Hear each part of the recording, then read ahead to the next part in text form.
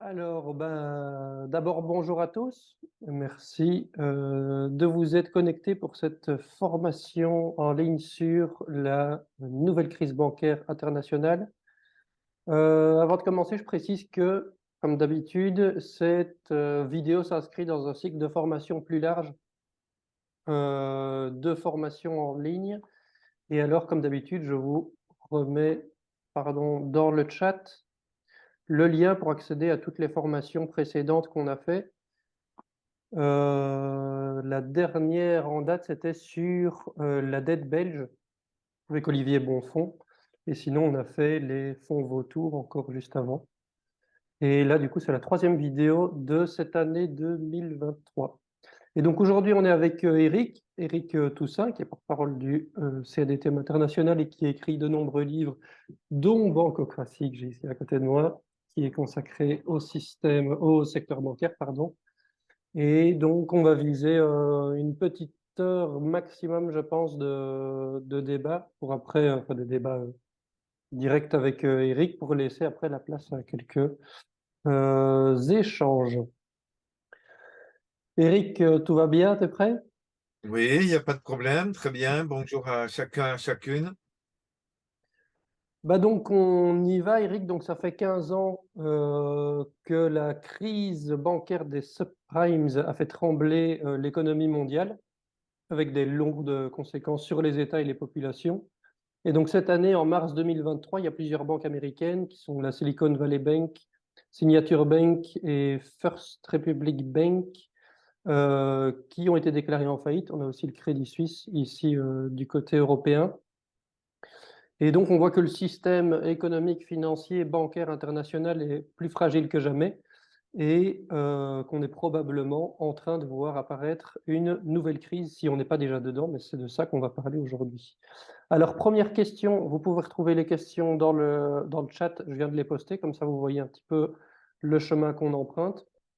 Donc, première question, avant de se plonger dans l'actualité, si tu peux revenir rapidement, en 5-10 minutes, sur la crise de 2007-2008, donc nous rappeler les causes et les conséquences de cette crise bancaire.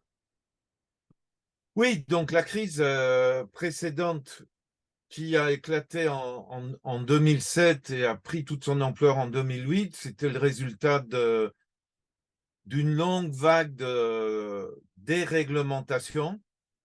En fait, pour répondre à la grande crise financière et économique précédente, celle des années 1930, une série de gouvernements avait pris des mesures pour instaurer des règles strictes, au point que les économistes du côté du système parlaient de répression financière. Je ne sais pas si vous avez déjà entendu cette expression. Les libéraux, les néolibéraux n'hésitent pas à parler de quand on impose des règles aux banques, on parle de répression financière. Mais ils reconnaissent que la période de répression financière, c'est-à-dire imposée à partir de 1933 par la présidence de Franklin Roosevelt aux États-Unis et suivie en Europe, surtout après la Seconde Guerre mondiale, cette période de répression financière, où par exemple on avait séparé les banques de dépôt des banques d'affaires, cette période de répression financière donc avait permis d'éviter de nouvelles crises bancaires.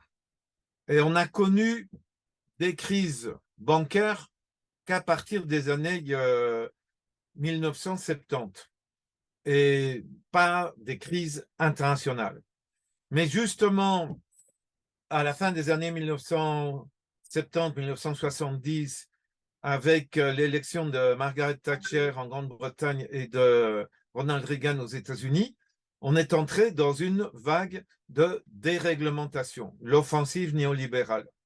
Et notamment, sous des présidences successives aux États-Unis et sous différents gouvernements, y compris des gouvernements démocrates aux États-Unis et socialistes en Europe, on a déréglementé, on a défait, déconstruit ce qui avait été mis en place dans les années 30 et les années 1940. Notamment en supprimant la séparation entre les banques de dépôt et les banques d'affaires. Jusqu'à cette époque, seulement les banques de dépôt bénéficiaient d'une garantie, c'est-à-dire les déposants, les épargnants bénéficiaient d'une garantie à concurrence d'un certain montant, tandis que pour les banques d'affaires, il y avait une faillite, il n'y avait pas d'intervention de l'État. Dans le cadre de cette déréglementation, les autorités ont permis tout et n'importe quoi. Permis le développement de ce qu'on a appelé la banque universelle, c'est-à-dire des banques d'affaires ont ouvert quelques agences pour déposer de l'argent et donc pour bénéficier de la protection, et on fait absolument de tout, de l'assurance, de l'investissement, du dépôt, du crédit, et ont inventé des produits de plus en plus sophistiqués, structurés et toxiques. On a découvert ce terme-là en 2008. Certaines des personnes qui écoutent maintenant étaient peut-être très jeunes à l'époque.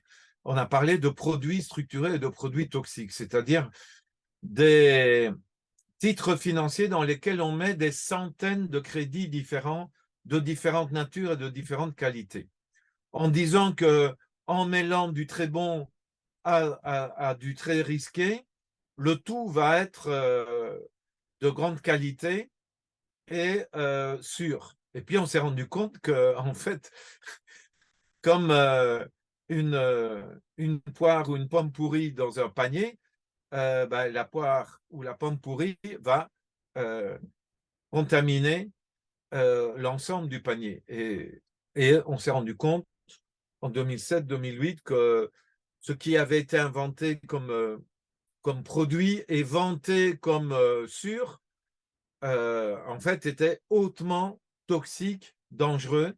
Tout ça a explosé à la figure de la finance aux États-Unis à partir de 2007. Il y a eu un effet de contagion en Europe en 2008, et donc on a eu une vingtaine de banques, de grandes banques qui ont fait faillite en 2008 en Europe. En Belgique, presque toutes les grandes banques ont fait faillite. Fortis, qui a été racheté par BNP Paribas, Dexia, qui était une grande banque, a fait faillite. Etias, qui était une banque assurance qui existe toujours, a dû être sauvée. Et KBC, du côté flamand.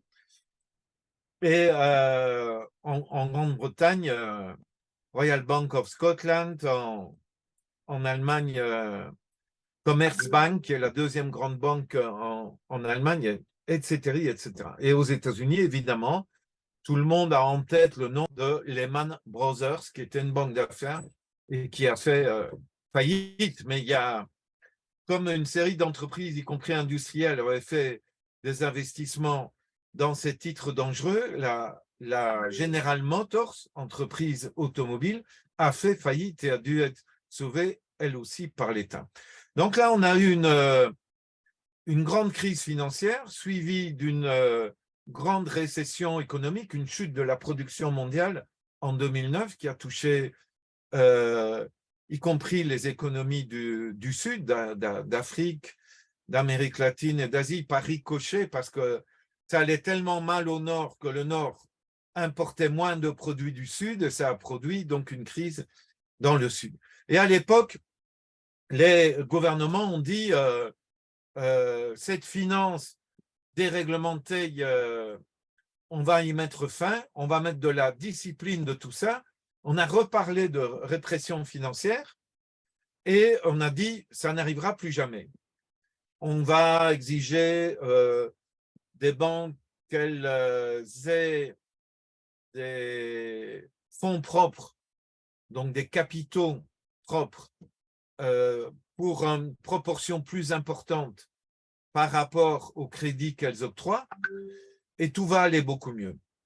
Et on s'est rendu compte au fil des ans qu'en réalité, on s'était contenté d'effets d'annonce. On allait faire ceci, on allait faire cela, et on n'a pas fait.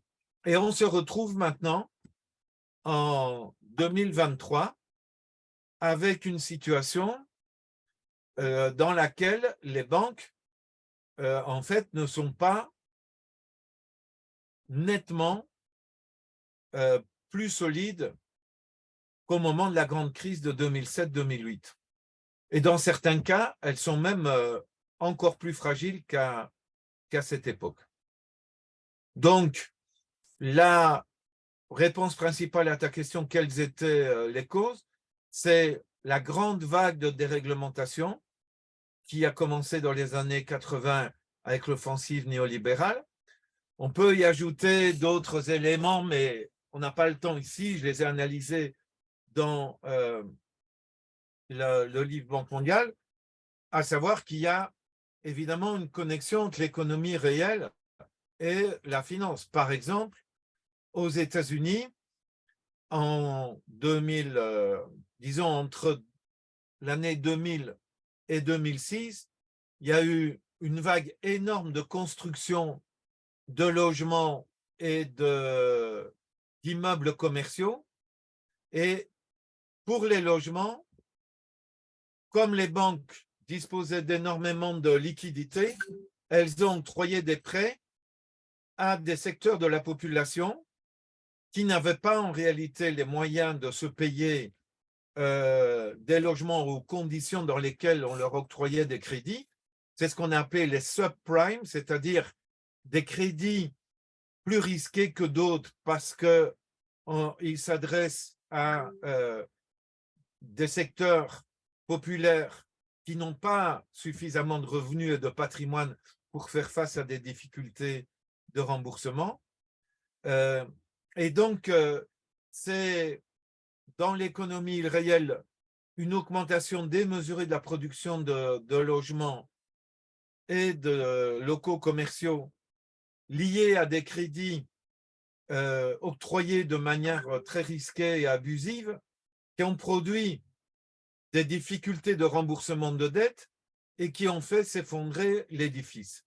Je mentionne ça parce que au cours des dernières années, on a de nouveau, dans les pays du Nord, une bulle immobilière qui vient de se créer. On a construit beaucoup trop de locaux commerciaux, de bureaux, dans des pays comme les États-Unis, la Grande-Bretagne et d'autres pays d'Europe du Nord. En Chine aussi, d'ailleurs. Vous avez peut-être entendu parler il y a 2-3 ans de la faillite possible d'une énorme société immobilière Evergrande. Et donc, on n'a pas réglementé fortement, contrairement à ce qu'on avait annoncé, et on a de nouveau des bulles financières produites de la spéculation dans certains domaines, comme le domaine immobilier. Je m'arrête là pour l'introduction. Ok, super, merci. Ben, du coup, après avoir présenté les premiers éléments pour la crise d'il y a 15 ans, est-ce que tu peux nous faire un petit parallèle avec la crise actuelle? Est-ce que ce sont les mêmes circonstances? Quelles sont les causes de la crise aujourd'hui? Surtout, quelles sont les conséquences? Et est-ce qu'on va voir un effet en chaîne probable? Alors là, les 3 banques américaines qui ont fait faillite, on dit que c'est des banques moyennes. Des banques moyennes aux États-Unis, c'est des très grandes banques. Celle dont on a le plus parlé, Silicon Valley Bank, c'était une banque dans laquelle des très riches, notamment des entreprises du secteur de l'informatique, de l'Internet, de la communication, plaçaient leur liquidité, qui était importante, les plaçaient en dépôt à court terme. Donc, des dépôts à court terme, vous déposez une somme d'argent, vous pouvez du jour au lendemain le retirer. Tandis qu'un dépôt sur un compte à terme, à 3 mois, à 6 mois, à 1 an ou plus, ben, vous devez respecter les échéances pour retirer ce que vous y avez déposé. Donc, des très riches déposaient, notamment dans la Silicon Valley, d'importantes liquidités et la Banque centrale des États-Unis, l'année passée, a commencé à augmenter les taux d'intérêt. Alors que les taux d'intérêt aux États-Unis étaient de 0,25%, progressivement, la Réserve fédérale est passée à 5% de taux d'intérêt. Or, les banques ne rémunéraient pas les comptes courants, donc le dépôt courant, avec un taux d'intérêt, ou un taux d'intérêt, le rémunérer un taux d'intérêt hyper faible du type 0,1%. Donc, rien du tout, surtout quand il y a de l'inflation. Et du coup, une série importante de ces déposants riches ont décidé de retirer leur argent pour le placer ailleurs avec une meilleure rentabilité. Or, cette banque prenait de l'argent en dépôt sur un compte courant, susceptible donc d'être retiré du jour au lendemain, mais avec ces dépôts, achetait des titres d'une durée de 2 ans, 5 ans, 10 ans, soit du Trésor public des États-Unis, donc des titres de la dette publique, ou alors des titres à risque qui étaient des produits structurés du côté des prêts hypothécaires, des produits hautement dangereux. La banque avait donc d'un côté des dépôts à court terme et elle avait utilisé l'argent de ces dépôts pour acheter des produits à long terme. Ce qui pose un problème, parce qu'une banque doit pouvoir faire face à des retraits bancaires. Elle doit avoir suffisamment de liquidités. Et les titres qu'elle avait, qui étaient à long terme, ils n'étaient pas liquides. Donc, il a fallu vendre ces titres. Cette banque, Silicon Valley, s'est adressée à une des plus grandes banques des États-Unis, Goldman Sachs, qui a dit « Ok, moi, je t'achète ces titres-là. Après, je les revends sur le marché, mais je te mets une décote de 20%. Donc, si tes titres valent 100 millions de dollars, je t'en donne 80 millions. » Or, dans les comptes de la banque avait compté que ces titres valaient 100 millions. Elle les vend, elle perd 20 millions et elle doit prendre en compte la perte pour calculer ses avoirs et le rapport entre son capital et ses avoirs. Et du coup, elle fait une perte importante et son capital n'est pas suffisant pour faire face à cette perte. Elle remet l'argent aux déposants, aux riches, aux entreprises qui retiraient leur argent, mais en fait, après avoir remis cet argent, elle n'a plus rien, elle n'a plus de capital et elle doit se déclarer en faillite et c'est l'autorité alors bancaire américaine qui a repris la banque. La banque était en faillite, l'autorité bancaire qui garantissait les dépôts a repris avec l'argent qu'elle avait en caisse, cette autorité bancaire, c'est ce qu'on appelle le fonds de garantie des dépôts bancaires, en anglais FDIC, Fédéral.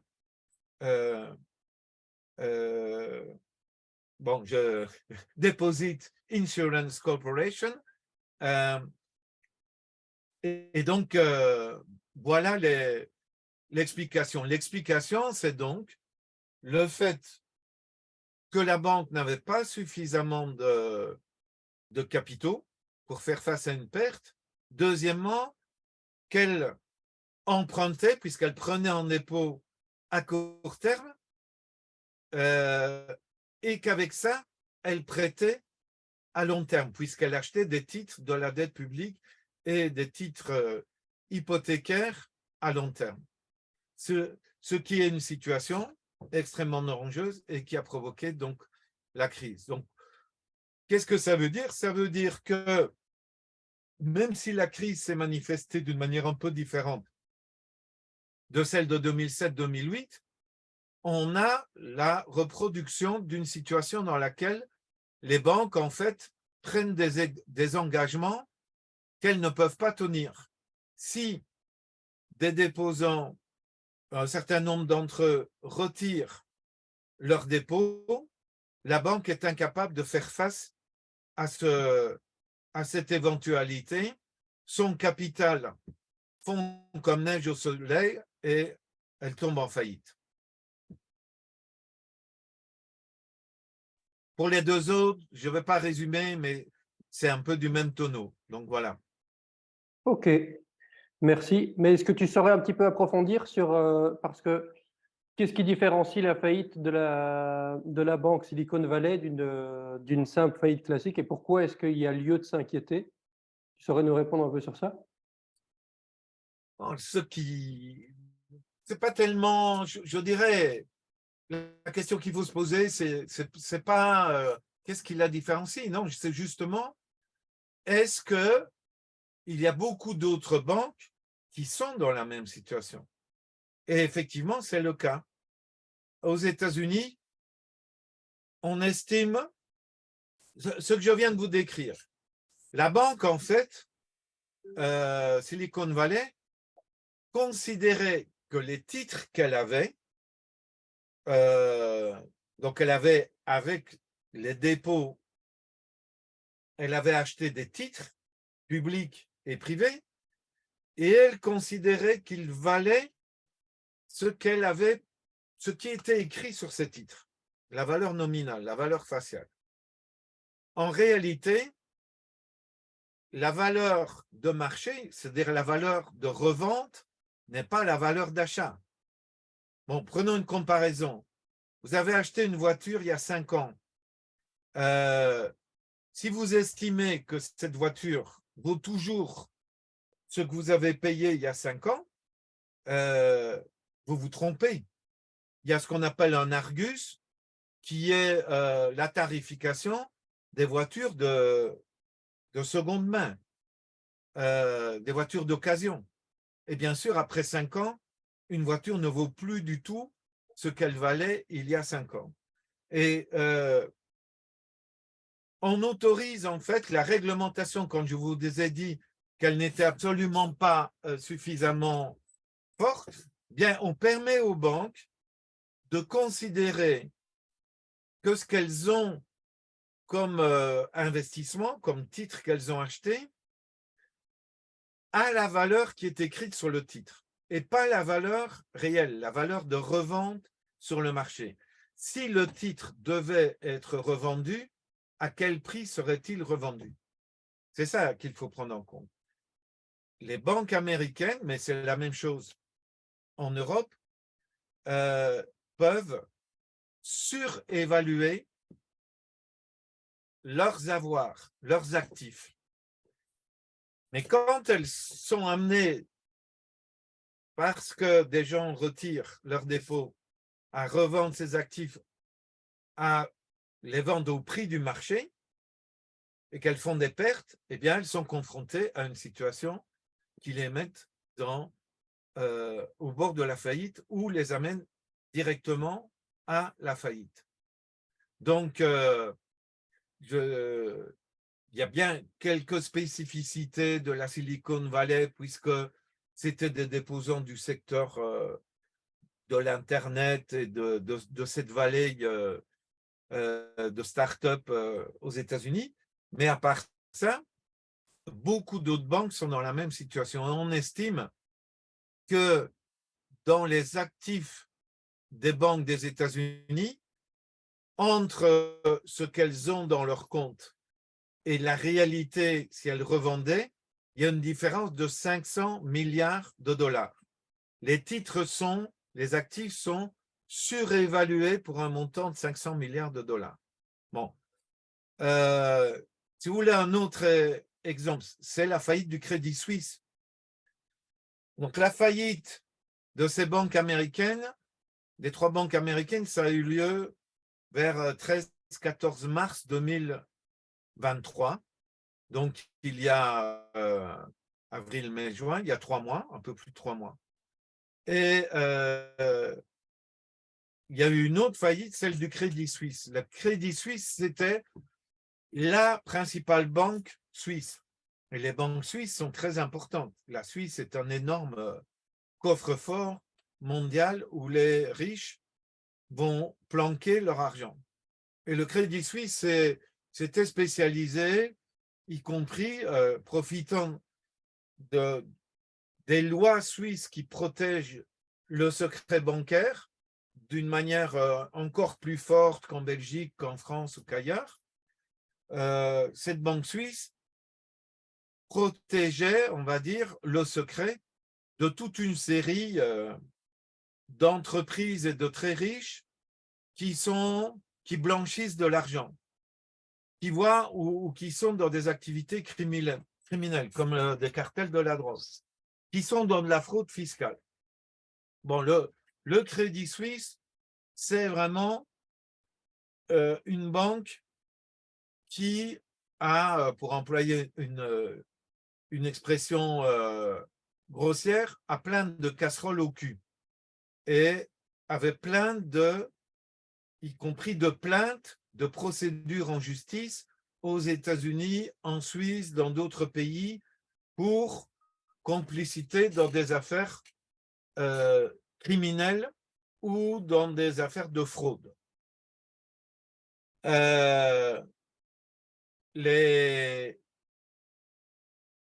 Les actionnaires et les déposants dans le Crédit Suisse ont commencé à considérer au début de l'année 2023 que la situation était fragile, la situation de la banque, notamment parce qu'on allait arriver à une série de jugements avec des amendes importantes à payer. Et ils ont commencé, comme dans le cas des banques américaines, à retirer leur argent. Il y a 23 milliards de francs suisses, c'est-à-dire ça fait presque 26-27 milliards d'euros qui ont été retirés en quelques jours du Crédit Suisse, mais le mouvement avait commencé quelques semaines avant. Et donc, le Crédit Suisse a dû commencer lui aussi à vendre des actifs pour pouvoir faire face au retrait. Et le Crédit Suisse n'a pas réussi à le faire. Une semaine avant sa faillite, la faillite a été prononcée le week-end du 18 au 19 mars, le Crédit Suisse valait encore 20 milliards de francs suisses et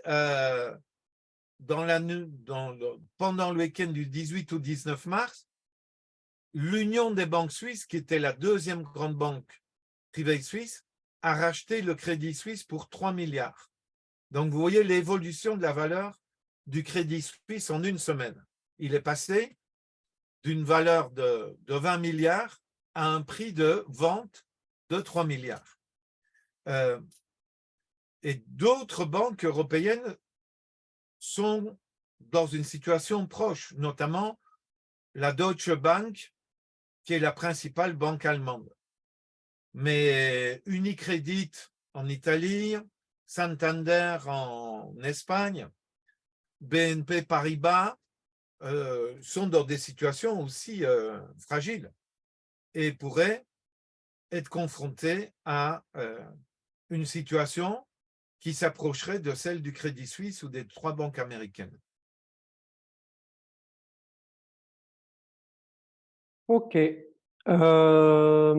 donc, comment est-ce que ça pourrait se transformer en énorme crise bancaire internationale? Est-ce qu'on peut aujourd'hui parler de risque bancaire international et quelles sont les conséquences si vraiment ça s'approfondit?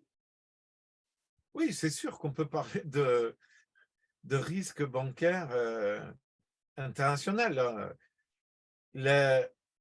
Plus les grands médias, plus les gouvernements et plus les autorités bancaires vous disent qu'il n'y a aucun souci à se faire, plus ça montre qu'ils se sentent obligés de rassurer. Et en mars, dans la foulée de ce qui s'est passé, Christine Lagarde, la présidente de la Banque centrale européenne, a dit les banques de la zone euro sont beaucoup plus solides que le Crédit Suisse. Et donc, pas de panique, ne retirez pas votre argent de ces banques. Et effectivement, il n'y a pas eu de panique. Bon. Mais ça ne veut pas dire que des accidents ne peuvent pas se dérouler. Et les autorités le savent très bien. D'ailleurs, il y a un rapport, que je peux vous montrer, un rapport là qui est publié par une équipe de chercheurs de la Banque centrale européenne. La première page. C'est sur le site. Et voilà, c'est qu'en anglais, hein, parce que quand on écrit sur la finance, même dans les institutions européennes, c'est en anglais qu'on l'écrit et pas en français. C'est un document qui est disponible sur le site de la Banque centrale européenne. Il date de mai 2023, c'est-à-dire qu'après la crise du Crédit Suisse, ils se sont dit il faut faire un check-in, un check-up de la situation. Et qu'est-ce qu'ils disent? Ils disent que 15% des liquidités des banques de la zone euro, des grandes banques de la zone euro, proviennent de la Banque de Londres. La Banque de Londres, c'est un terme officiellement utilisé, en anglais shadow banking, en français la Banque de Londres. En fait, les banques créent des institutions financières qui n'ont pas le statut de banque, elles n'ont pas de licence bancaire, elles ne peuvent pas prendre des dépôts, mais les banques qui créent ces institutions, qu'on appelle notamment des SPV, des véhicules spéciaux,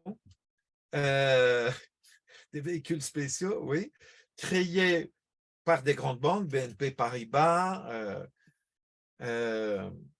et le Crédit Agricole en France, la Société Générale, Deutsche Bank. Ils créent des institutions financières qui ne prennent pas de dépôt et qui se spécialisent dans la spéculation. Et ces institutions financières, qui sont à l'ombre des grandes banques, fournissent des liquidités à ces grandes banques. Et dans les dans les fonds des banques, par rapport à l'ensemble des actifs, cela représente quasiment 15%. Or, les fonds propres représentent à peine 6 à 7%. Donc, les liquidités qui proviennent de la Banque de Londres représentent le double, voire 2,5 fois les fonds propres. Si ces institutions de Londres qui prennent des risques sont confrontées à des pertes, ça se répercute directement sur la banque officielle. Et la banque officielle, celle qui a la licence bancaire, n'a pas les moyens de répondre à cette situation. Et donc, ce document officiel de l'autorité de régulation de la Banque centrale européenne dit qu'il y a un très, très gros problème systémique de contagion bancaire. Donc, oui, il y a des risques importants. Et on ne devrait pas attendre que les risques se matérialisent pour socialiser les banques, prendre le contrôle, imposer une nouvelle discipline et les mettre au service réellement de l'intérêt général. Ok, et là-dedans, est-ce qu'on peut dire que les États ont un peu tiré des leçons de la crise précédente ou Est-ce que tu peux dire un petit peu comment est-ce qu'ils réagissent face à ces risques de crise et à ces faillites qui sont déjà apparues? Et donc, ils n'ont pas pris de mesures fortes et ils font semblant que rien ne va de grave ne peut se passer. Mais voilà, ils ont tous le rapport dont je vous parle, ben ça, ils l'ont tous. Je ne dis pas que tous les ministres sont au courant parce que ils s'occupent d'autres choses et de leurs petits scandales en Belgique, du scandale de l'octroi des visas au maire de Téhéran. Et, et quelle sera la campagne électorale à mener pour faire des voix aux élections de 2024? Ça, c'est au centre de leurs intérêts. Ou le montant de la dette publique et les coupes budgétaires qu'il va falloir faire. Ça, ils sont plus ou moins au courant. Et ils font la politique de l'autruche par rapport à la situation des grandes institutions bancaires, que ce soit en Belgique, en France, en Allemagne ou ailleurs. Et d'après toi, est-ce Donc, que ce que je veux dire, ça ne veut pas dire que du jour au lendemain, il va y avoir une énorme crise bancaire. Il y a tous les ingrédients d'une grande crise bancaire sont réunis. Mais il faut que des chocs aient lieu, se produisent. Donc, une autre grande banque qui ferait faillite, et là, les gens à qui on a dit, écoutez, ça c'était le Crédit Suisse, dans la zone euro, il n'y a pas de problème. Si les gens voient que la Deutsche Bank fléchit ou s'effondre, ben là, ça va créer, ça c'est une panique possible. Deuxième accident possible, mais lié, les actions en bourse. Les actions en bourse sont surévaluées. Il y a une surcapitalisation boursière. Il peut y avoir une crise boursière quelque part, en Europe ou ailleurs. Entre la mi-février 2022 et la mi-mars 2022, toutes les bourses européennes ont perdu entre 25 et 40% de leur valeur.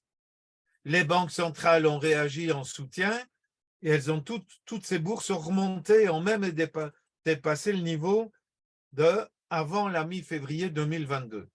Les bourses aujourd'hui, leur capitalisation sont supérieures à février 2022. Tout le monde sait, du côté boursier, que c'est totalement exagéré et qu'à un moment donné, il va y avoir un atterrissage qui sera soit un atterrissage forcé, soit un atterrissage bien maîtrisé, progressif. Mais généralement, en matière de bourse, quand les actions commencent à perdre leur valeur, il y a un mouvement moutonnier de vente pour s'en débarrasser et la chute peut être très forte, très rapide. L'immobilier, il y a une bulle immobilière en Grande-Bretagne, aux États-Unis et dans quelques autres pays. Cette bulle commence à avoir des effets. Il y a des agences immobilières qui entrent en faillite. Ça peut se multiplier.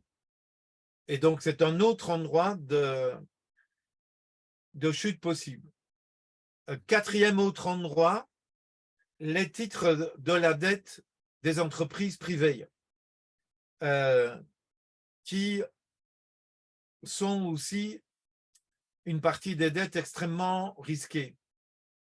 Et donc, s'il y a des difficultés de remboursement de la part d'une série d'entreprises, parce que les taux d'intérêt fixés par la Banque centrale, notamment européenne, sont passés de 0% à 4% maintenant, donc aux États-Unis de 0% à 5% et en Europe de 0% à 4%, les entreprises qui sont fortement endettées, qui se refinançaient à du 0%, se refinancent maintenant à du 4%. Elles peuvent donc entrer en difficulté de refinancement et de remboursement de leurs dettes. Cela peut produire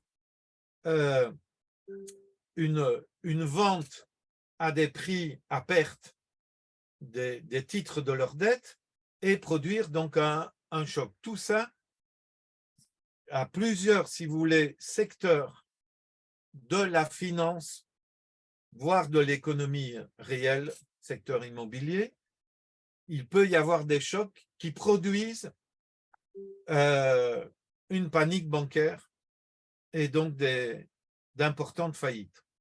Quand ça va avoir lieu, très difficile de le dire parce que les banques centrales sont là et les gouvernements, sachant que ça peut être catastrophique pour eux, y compris qu'ils paieraient un prix politique parce que les gens vont leur dire mais vous aviez promis de mettre de la discipline et vous ne l'avez pas fait. Les gouvernements sont là derrière les banquiers en disant déconnez pas les gars. Mais ça ne veut pas dire qu'un accident ne va pas avoir lieu. Et donc, en cas de choc et d'accident, comme tu dis, d'après toi, quelle serait la posture donc, de ces gouvernements? Est-ce qu'ils feraient les mêmes erreurs que 2007-2008? Est-ce qu'ils sauveraient les banques à tout prix et feraient exploser la Bien dette sûr, publique? ils vont faire, bien sûr qu'ils sauveront les banques à tout prix, bien sûr. Oui, aux États-Unis, avec la faillite de ces 3 banques, ils sont venus tout de suite à la rescousse.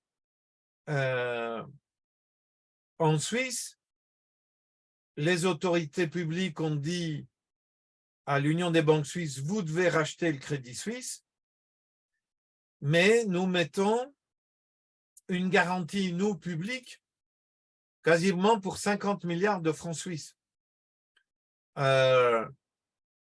Et l'affaire n'est pas terminée, hein, parce que l'Union des banques suisses a racheté pour 3 milliards, mais il y a des tas de procès en cours. Et il est possible que les autorités suisses qui ont mis des garanties à concurrence d'un montant très élevé vont être obligés de puiser, de mettre en pratique ces garanties face aux procédures légales en cours contre les autorités suisses, contre le Crédit Suisse et contre l'Union des banques suisses. Mais le fait que les autorités viennent chaque fois en aide aux grandes banques, c'est certain, ça va se répéter. Et donc, si ça a lieu, ça fera augmenter la dette publique d'une manière très importante. Ce qui peut changer, c'est si nous réussissons à créer un courant d'opinion pour dire on n'en veut plus de ce type de sauvetage bancaire, il faut exproprier les grands actionnaires privés et transférer dans le domaine public et transformer en service public les banques privées actuelles. Et c'est pour ça, dans cette perspective-là, que le CADTM travaille et essaye de dire à l'opinion publique, n'attendons pas la prochaine crise. Je viens d'être contacté il y a 1 heure par le principal journaliste financier du principal quotidien belge francophone. C'est le journal Le Soir. Ce principal journaliste s'appelle Dominique Berns. Il m'a dit, demain, Eric, est-ce que tu veux bien que je t'interviewe sur la politique de la Banque centrale européenne et la situation des banques? Mais il m'a dit, bon, Dominique Berns, la dernière fois qu'il m'a interviewé, je pense que c'était au moment du début du confinement, en mars 2020. Parce que là, les gens se posaient les questions sur qu'est-ce qui ne va pas dans le système capitaliste. Là, on m'a donné la parole dans Le Soir, avec 4 ou 5 autres personnes. Ben, de nouveau, il y a une situation de crise importante. Le même journaliste me téléphone et me dit, ben voilà, je vais interviewer De Calataille, qui représente les banques. Je vais interviewer 2 autres représentants du secteur bancaire, quelqu'un du gouvernement et toi comme économiste critique. Bon, et il m'a dit, tu sais, j'aurai une demi-page ou 3/4 de page, et comme j'interviewe 5-6 personnes, tu auras quelques paragraphes, quoi. Et on prendra une demi-heure demain, vendredi, à 11 h pour en parler. On va en parler pendant une demi-heure et il va faire 3 paragraphes de ce que je vais lui dire. Et entre nous, il me dit, oui, tu as raison, la situation est très grave. Mais il devra équilibrer son article et on verra, ça paraîtra samedi dans le soir et on verra ce que ça donnera, quoi. Et ça, je peux vous dire que sur les ondes de la radio publique belge, la radio publique d'expression francophone, la RTBF, je suis interdit d'antenne depuis la Grèce. Depuis 2015, on m'a interviewé une fois, ça c'est vrai, 12 minutes, à un long reportage un samedi par Sandro Calderon et ses collègues. Mais le directeur de l'information, Jean-Pierre Jacquemin, a donné l'ordre aux journalistes depuis 2015 de ne plus m'interviewer. Lorsque j'ai eu une altercation avec un ex-premier ministre, ex-commissaire européen, Louis Michel, père d'un ex-premier ministre belge et père donc du président actuel de la Commission européenne, Charles Michel. Louis Michel mentait sur la Grèce, je lui ai dit que c'était des mensonges et j'ai été interdit d'antenne pour avoir dit trop clairement les choses, quoi. Donc, ce n'est pas facile d'atteindre le grand public via les grands médias. Et donc, il faut passer par le site du CADTM qui reçoit 200 000 visites par mois, c'est déjà ça. Essayer de passer par d'autres sites, essayer d'utiliser les réseaux sociaux pour faire passer notre message. Mais c'est clair qu'on n'est pas aidé du tout.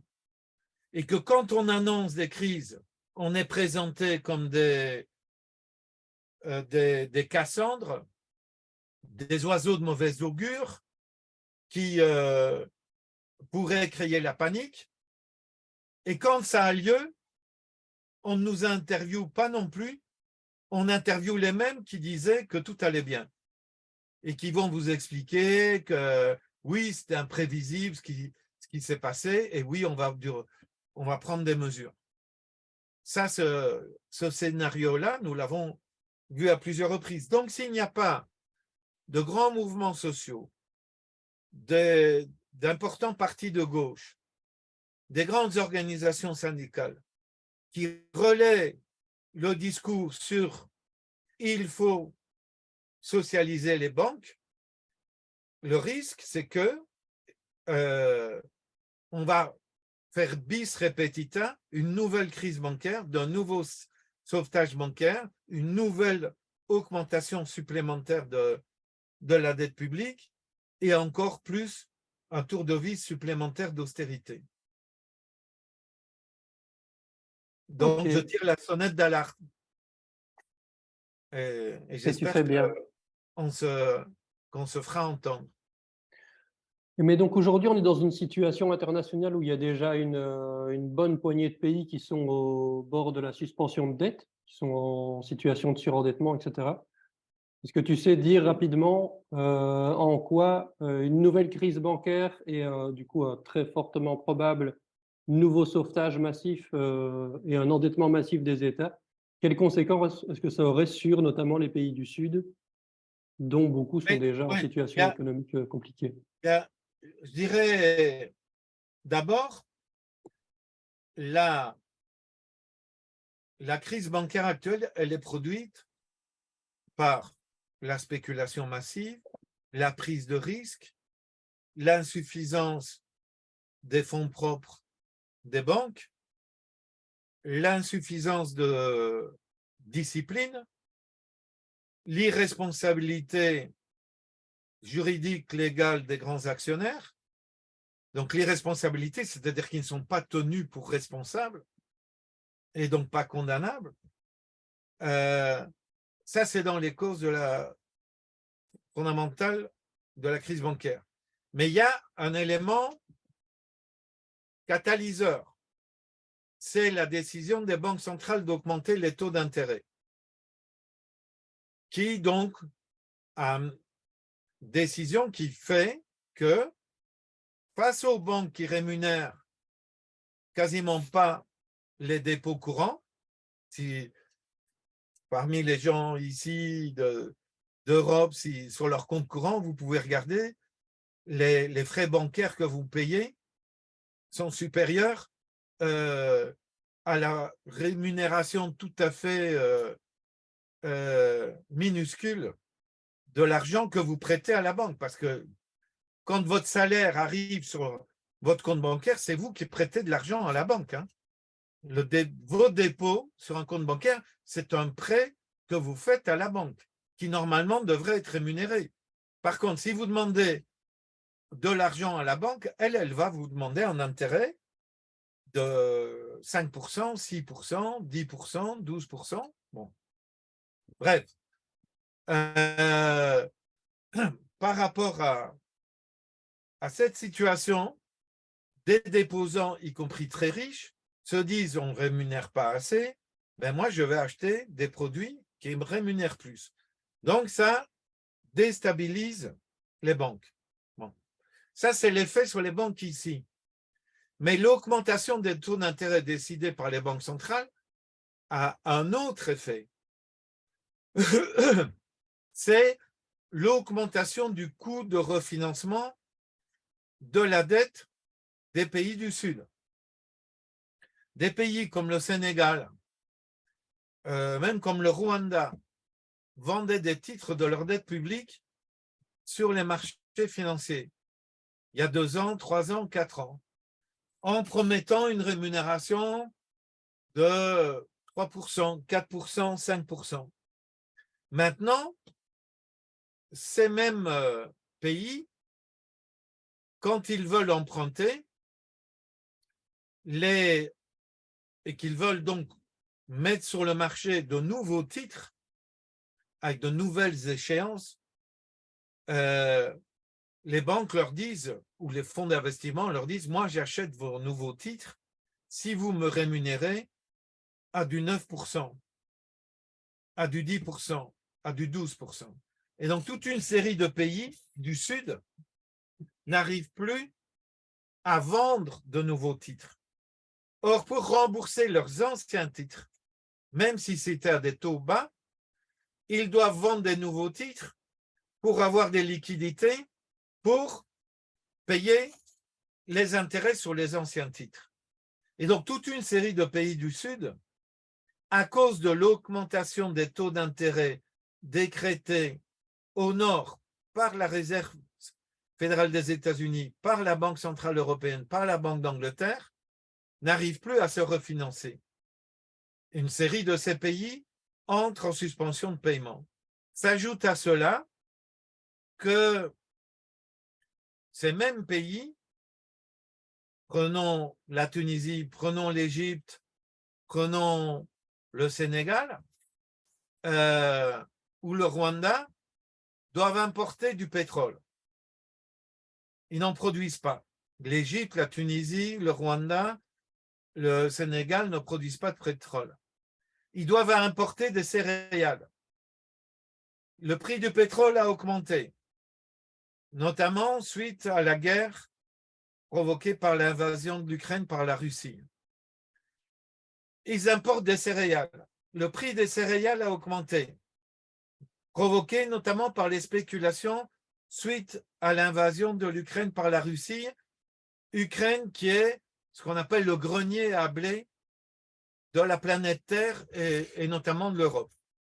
Le prix des fertilisants a augmenté. Et les pays du Sud ont été amenés à utiliser des fertilisants chimiques. Les fertilisants chimiques, le principal producteur mondial, c'est l'Ukraine aussi.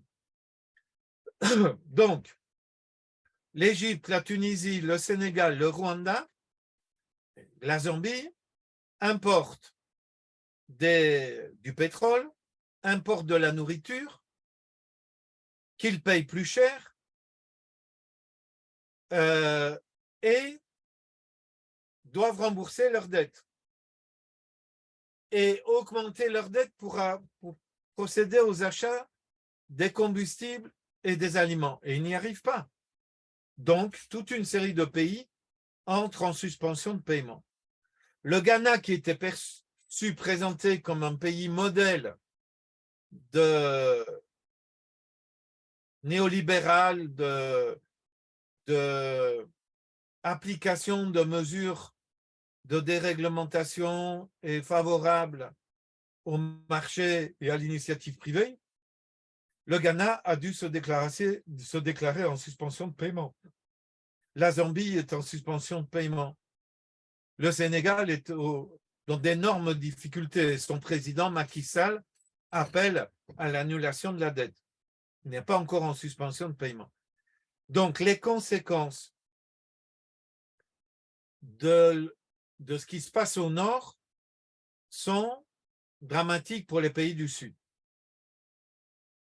L'augmentation des taux d'intérêt par les banques centrales, l'augmentation du prix des combustibles, l'augmentation du prix des aliments, l'augmentation du prix des engrais chimiques.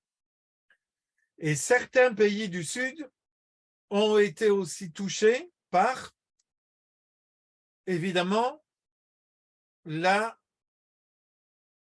effets de la pandémie.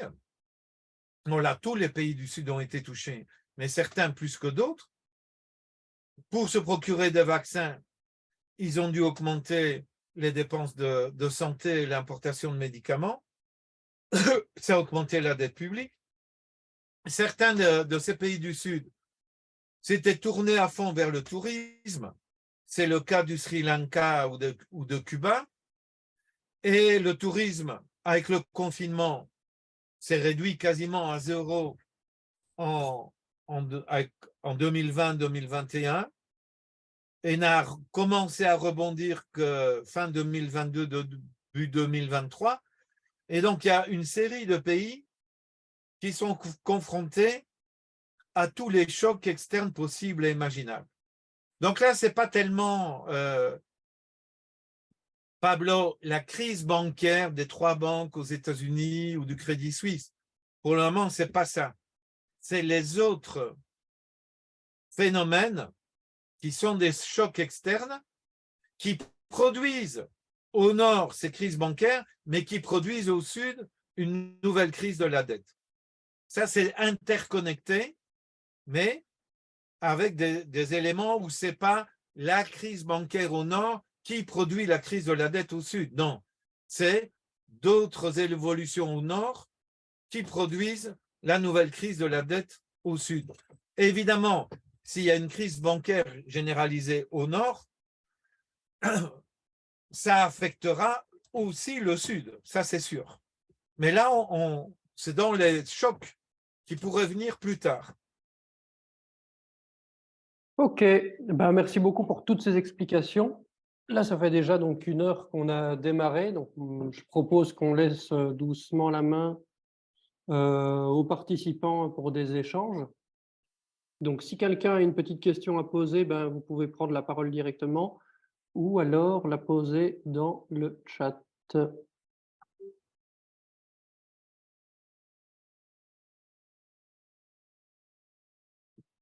Ne soyez pas timide.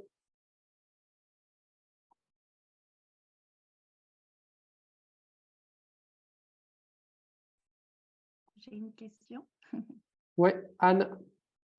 Est-ce qu'on pourrait empêcher le retrait des déposants? Enfin, est-ce que ça pourrait être à un moment donné une mesure qui pourrait être prise par le gouvernement? Moi, je vois qu'il y a de plus en plus de digitalisation dans le système bancaire. Je me dis qu'à un moment donné, déjà que maintenant il y a des limites de retrait, est-ce qu'on ne pourrait pas à un moment donné, est-ce que les gouvernements ou les banques ne pourraient pas décider d'arrêter que les personnes retirent de l'argent et faire un espèce de hold-up un hold-up financier, voilà. Mais bien sûr, mais ça s'est passé, ça aura de nouveau lieu. Je veux dire, en Argentine, début décembre 2001, il y a ce qu'on a appelé le corralito, c'est-à-dire que les autorités, sous la pression du Fonds monétaire international, ont empêché les Argentins d'avoir accès à leur compte bancaire. Et en Grèce, en 2015, quand le gouvernement de Syriza a convoqué un référendum en demandant au peuple de rejeter les exigences des créanciers, la Banque centrale européenne a coupé les liquidités aux banques grecques et les autorités grecques ont dû dire aux Grecs qu'ils ne pouvaient qu'on fermait toutes les banques et qu'au guichet automatique, on pouvait retirer au maximum 50 € par retrait et par jour et par personne. Bien sûr que ça peut avoir lieu. Et l'argent des déposants peut être pris en otage par les autorités d'un pays et par les banques. Et donc, raison de plus pour lutter, pour dire qu'il faut transformer en service public ces banques privées qui sont autant de bombes à retardement. Merci, j'espère que ça répond à ta question, Anne. Oui. Diquier qui lève la main. Oui, bonsoir. Merci pour la présentation. Alors, moi, je souhaiterais savoir quelle serait l'origine de ces hausses de taux. Est-ce que c'est lié à ce qui se passe de l'autre côté de l'Europe, donc, enfin, pas de l'autre côté, du côté de l'Ukraine, et jusque quand, parce que j'entends que ces hausses de taux vont continuer à se poursuivre, et jusque quand, finalement, ces hausses de taux peuvent être effectuées? Est-ce qu'il y a une limite? Il y aurait une limite au-delà de laquelle on ne pourrait plus effectuer ces hausses de taux? Et si voilà, on touche cette limite, quelles pourraient être les alternatives finalement de ces banques centrales-là, les autres leviers à part la hausse de taux, à jouer sur la hausse de taux pour pouvoir résorber les situations qu'elles essayent de résorber actuellement? Oui, Voilà. donc là, l'augmentation des taux, l'explication officielle, c'est lutter contre l'inflation. Donc, il y a 2 à 3 ans, dans l'Union européenne et en Grande-Bretagne et aux États-Unis, on avait une inflation inférieure à 2%. On a eu même une situation de déflation, c'est-à-dire une petite chute des prix à un moment donné, il y a 3-4 ans. À partir de 2022, on a eu un retour de l'inflation. Et donc, en Europe, maintenant, on est à du 6-7% de taux d'inflation annuel. Et les autorités des banques centrales disent que pour lutter contre l'inflation, il faut restreindre le crédit et donc augmenter les taux d'intérêt. Donc, c'est au nom de la lutte contre l'inflation, donc, qui, dans le Nord, s'est accélérée à partir de l'année 2022, c'est au nom de la lutte contre l'inflation que les banques centrales décident d'augmenter les taux d'intérêt avec les conséquences que je viens de décrire. C'est clair que ces hausses de taux ayant été un facteur provoquant ou accélérant, catalysant la crise bancaire aux États-Unis de mars, les pressions sur la direction de la Réserve fédérale des États-Unis ont commencé à augmenter pour dire, voyez que la situation des banques est très mauvaise, si vous continuez à augmenter les taux d'intérêt, il va y avoir d'autres faillites bancaires. Et donc, il y a quelques jours, la Réserve fédérale des États-Unis a dit on fait une pause. Donc, à la réunion de la direction de la Réserve fédérale, alors qu'en principe, ils devaient augmenter une nouvelle fois le taux d'intérêt, ils n'ont pas fait en disant on fait une pause. Ils ont dit ça ne veut pas dire qu'on va faire une pause de longue durée. Ça ne veut surtout pas dire qu'on va les baisser, mais en tout cas, pour le moment, on ne les augmente plus. Et du côté européen, Christine Lagarde est soumise à des pressions aussi, mais elle a dit on va continuer. On va voir ce que la direction de la Banque centrale européenne va faire, si elle va effectivement continuer ou pas. Et tu me demandais jusqu'où, c'est-à-dire jusqu'à quel taux. C'est difficile à dire. Mais oui, la Banque centrale européenne, on la voit mal dépasser 4,5-5% de taux d'intérêt, mais ce n'est pas totalement exclu. Pour le moment, donc, elle est à 4%. Et les États-Unis, pareil, on les voit mal dépasser, disons, 6%. Mais voilà, c'est une prévision, ce que je suis en train de dire. Et là, en fait, la situation est devenue tellement instable que les banquiers centraux qui essayent de dire que les choses sont sous contrôle savent très bien qu'il peut y avoir une nouvelle très grave crise et financière et économique.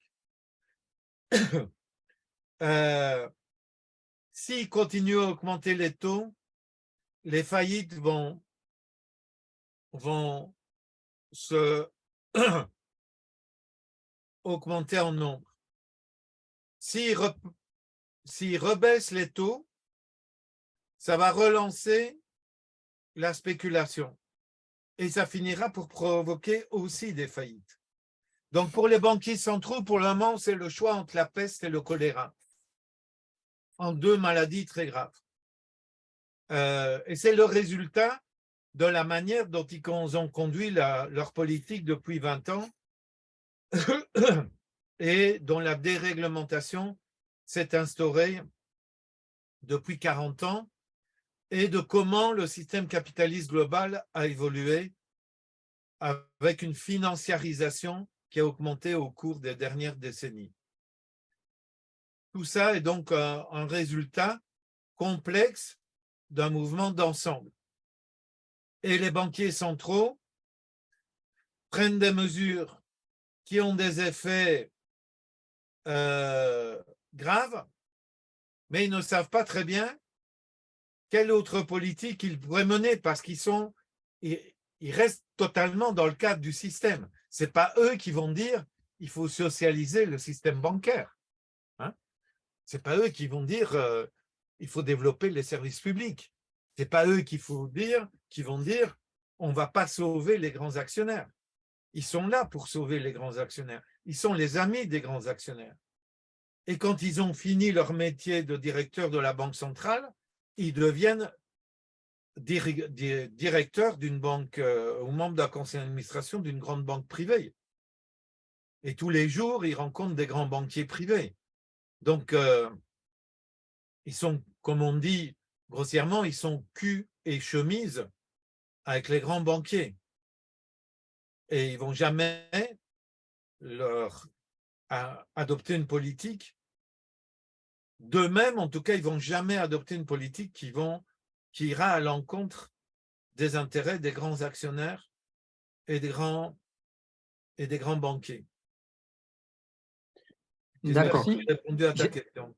Oui, mais je voulais justement rebondir sur une autre, parce qu'effectivement, parlant d'inflation, on voit que Christine Lagarde s'accroche à ces 2%.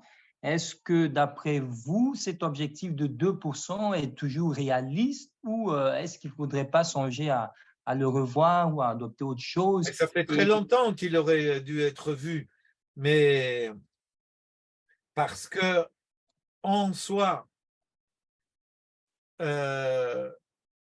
une inflation même de 3-4% n'est pas nécessairement mauvaise pour l'économie. Si, par exemple, les salaires sont indexés sur l'évolution du coût de la vie, s'il y a création d'emplois, s'il y a augmentation de la consommation de produits utiles pour la société.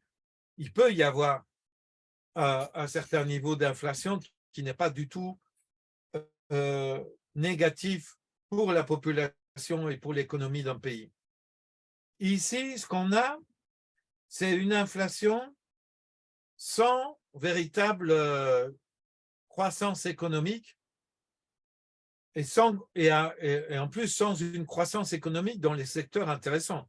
Parce que le peu de croissance économique, je viens d'écrire là-dessus, c'est dans le secteur de l'armement.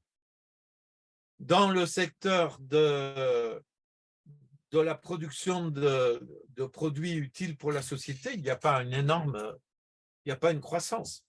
Il y a plutôt une stagnation, voire une récession. Donc, on a une croissance, y compris dans la production de marchandises qui servent à détruire des vies humaines et à détruire des biens publics. Donc, on est dans une situation extrêmement grave dont il faut absolument sortir par une rupture complète de modèle. Et là, les banquiers centraux, Christine Lagarde, et le président de la Banque centrale des États-Unis, Jay Powell, ne sont absolument pas favorables à un changement de modèle, bien sûr. D'accord. Merci bien. Merci Didier. Il y a une question de Florence, mais d'abord, Eric, il y a Dominique qui demande le lien concernant ce dont tu parlais vis-à-vis de l'armement. Est-ce que c'est déjà publié? Oui, c'est là, c'est un article générique publié il y a quelques jours. Je vais aller le chercher. Et je vais le chercher là, je suis en train de… Ok. Et du coup, il y a Florence qui demandait la lutte contre l'inflation est-elle vraiment la raison de l'augmentation des taux par la Fed? Comment? Ah, il y a d'autres raisons aussi. Il y a, d'une certaine manière, la direction de la Fed est prête à amener à une récession économique l'économie des États-Unis, y compris pour peser sur les salaires et pour augmenter le nombre de chômeurs, de manière à peser sur les salaires. Christine Lagarde le dit clairement, hein. Elle dit qu'il faut baisser les salaires. Elle l'a déclaré très clairement il y a un mois. Alors que les salaires ne sont absolument pas une cause d'inflation. En réalité, le pouvoir d'achat des salaires réels a baissé depuis 2 ans. Mais ils veulent baisser les salaires parce qu'ils veulent produire une défaite des travailleurs et des travailleuses et des organisations syndicales. Ils voulaient la défaite du mouvement social face à la contre-réforme des retraites de Macron. Et pour eux, c'est une victoire, le fait que Macron maintient, malgré son impopularité, sa contre-réforme des retraites. Voilà, je viens de coller le lien dans le chat, le lien de l'article où je parle de l'augmentation des dépenses militaires et de la crise globale. Merci, et merci. de l'ensemble de ce que je viens de décrire.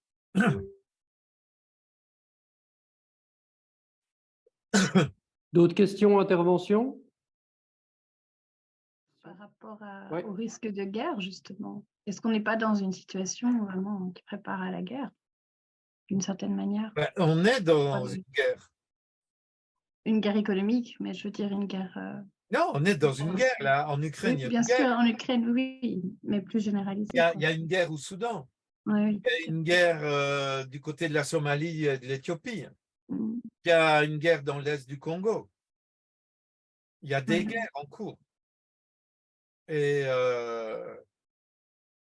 il y a une offensive militaire ukrainienne qui a dit on manque de moyens de défense par rapport aux hélicoptères russes, ce qui va amener, Biden a annoncé qu'il va augmenter encore les moyens qui vont être envoyés aux Ukrainiens. Donc là, on est dans une guerre et les risques d'extension sont importants. On est dans une guerre en Europe, on est dans une guerre en Afrique, enfin dans une partie de l'Afrique,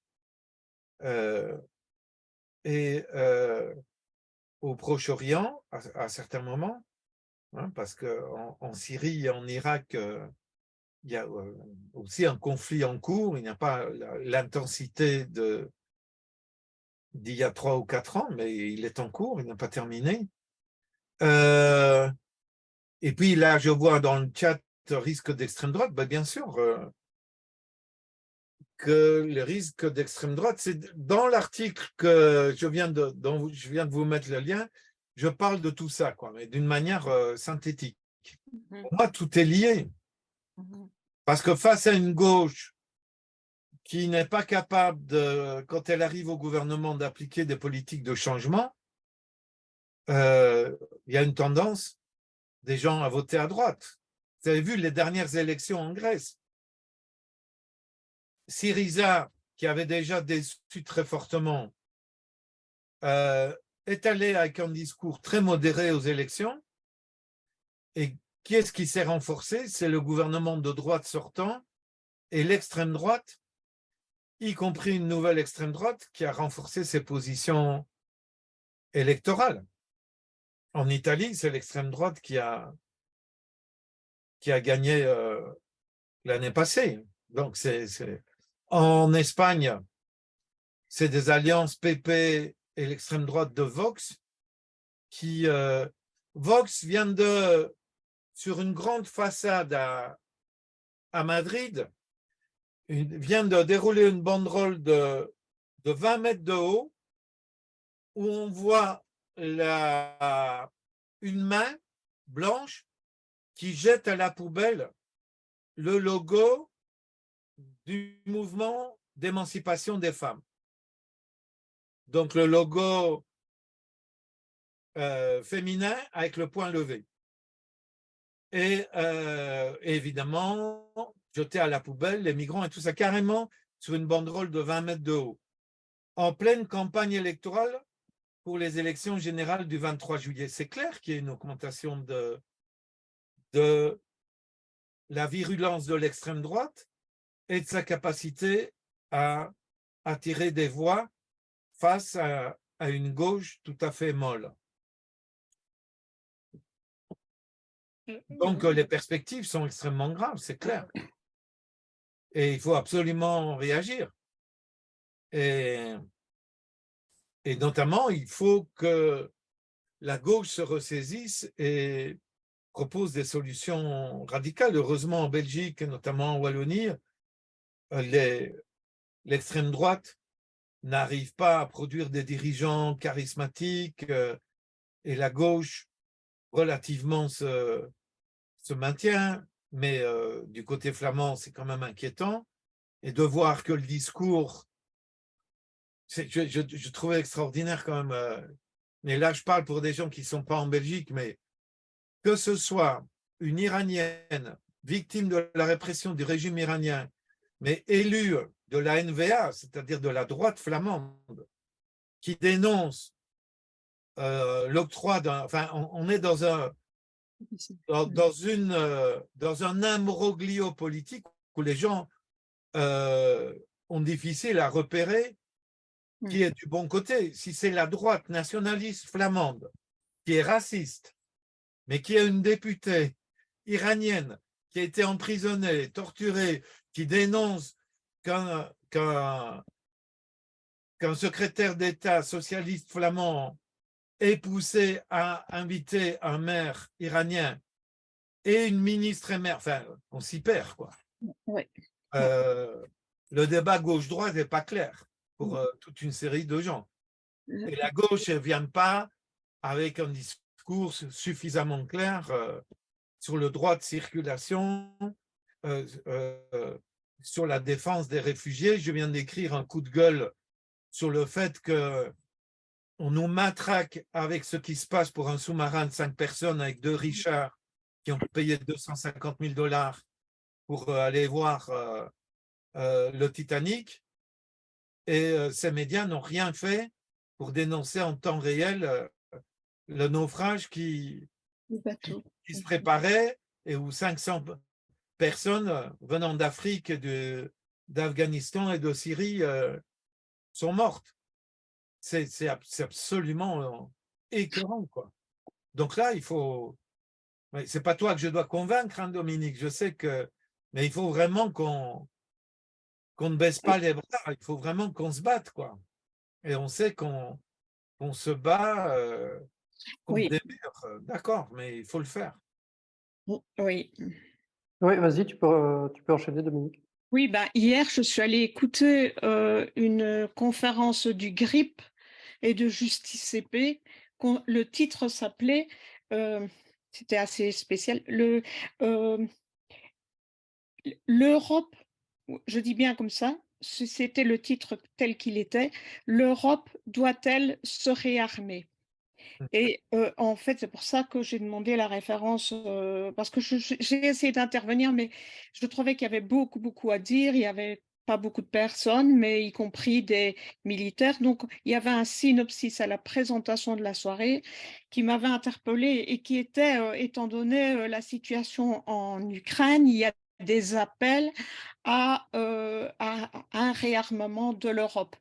Je trouve que c'est vraiment, enfin, je trouvais, mais quand même, ils ont quand même précisé, ils étaient 2 à intervenir du GRIP et un professeur de je ne sais plus quelle université, mais les graphiques étaient terribles et il y a des anciens militaires qui ont bien sûr plaidé pour qu'on réarme. Donc, c'était assez... et alors, c'était un peu dur parce que j'ai essayé d'évoquer les problèmes de dette parce que... mais c'était difficile parce que en fait, ils ont un des intervenants a dit que en fait, on avait le choix entre soit de couper dans les dépenses militaires, soit d'augmenter les dépenses militaires et couper dans la sécurité sociale, comme s'il n'y avait pas d'autre alternative. Et en fait, j'ai été étonnée que c'est organisé aussi avec Ethiopia et qu'il n'y a pas eu beaucoup de questions par rapport aux interventions dans ce sens, etc. Donc, en fait, c'est assez interpellant. Voilà. C'est pour ça que je vais lire Non seulement on discute de réarmer, mais on réarme à toute vitesse. Hein. Mais voilà, et en plus, C'est en cours. Vous n'avez pas entendu que la Belgique, on vient d'annoncer que les pouvoirs publics vont dépenser 360 millions voilà. dans le projet SCAF, Oui. SCAF d'un nouvel avion de combat pour remplacer les F-35 qu'on vient d'acheter. Et on a annoncé que c'était formidable comme nouvelle. Oui, c'était mais tout ça est en cours sous nos yeux. Oui, et franchement, il n'y avait rien, pas eu de réaction des gens d'écolo qui étaient là, qui écoutaient. Je trouvais, j'espérais qu'ils allaient intervenir, un peu Guillaume Dufosset, mais bon, mais comme une espèce de consensus, comme ça, tacite, comme ça, je trouvais ça très choquant, très simplificateur. Voilà, et on parlait de guerre froide alors qu'il n'y a pas de guerre froide, c'est pas une guerre froide. Donc les ennemis, c'était la Russie et la Chine, comme ça, comme si c'était intrinsèque. Donc comme si c'était, voilà. Donc en fait, c'était comme, il y avait un côté, je trouve, assez déplorable, pour ne pas dire autre chose. Et donc, en fait, les armes, ils ne parlaient pas. En fait, ils disaient c'était pour la sécurité, bien sûr. Hein. Le GRIP, c'est pour la paix et la sécurité. Paix et voilà, et sécurité, bien sûr. Et donc, le contexte, ce qui se passe en Ukraine servait de prétexte malsain, je trouve, pour faire du réarmement. Et j'ai quand même intervenu parce qu'ils ne placez absolument pas ça dans un contexte capitaliste, où, quand on développe des industries militaires comme en Europe, c'est aussi pour vendre et pour liquider les vieilles armes et aller les tester sur le terrain pour en faire des nouvelles. Donc il n'y avait pas du tout d'analyse à ce point de vue-là. Ils m'ont laissé quand même un peu la parole, mais bon, voilà. Donc il y a beaucoup de boulot, hein.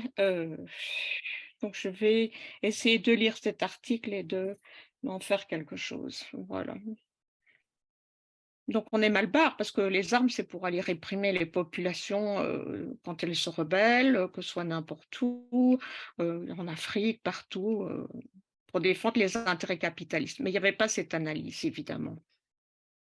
Voilà, par des chercheurs quand même, hein, un chercheur et un prof, quoi, universitaire. Donc on est mal barre. D'accord, oui, mais il faut se battre et tu fais bien d'aller là-bas. Je propose qu'on termine. Et moi, je dois foncer maintenant vers une projection d'un film sur la République démocratique du Congo. Et donc, Ça on va marche, aller discuter d'une guerre en cours. ça va. Juste Et- avant que vous partiez, je me permets de recoller dans le chat le lien pour les rencontres d'automne. Je pense qu'ici, tout le monde en a déjà entendu parler, mais voilà, un week-end de discussion, conférence fin décembre. N'hésitez pas à aller voir le programme sur le site. Vous pouvez vous inscrire, il y a toutes les informations. Et aussi, ce lundi prochain, le 26 à Liège, on fait un lundi contre la dette à l'Aquilone, boulevard Saucy. Donc, vous êtes bienvenus si vous êtes dans le coin et disponible. Merci à tous. Merci Eric pour toutes les explications. Et ben, une bonne journée, bonne fin de journée, bonne soirée et à la prochaine. Ciao, au revoir.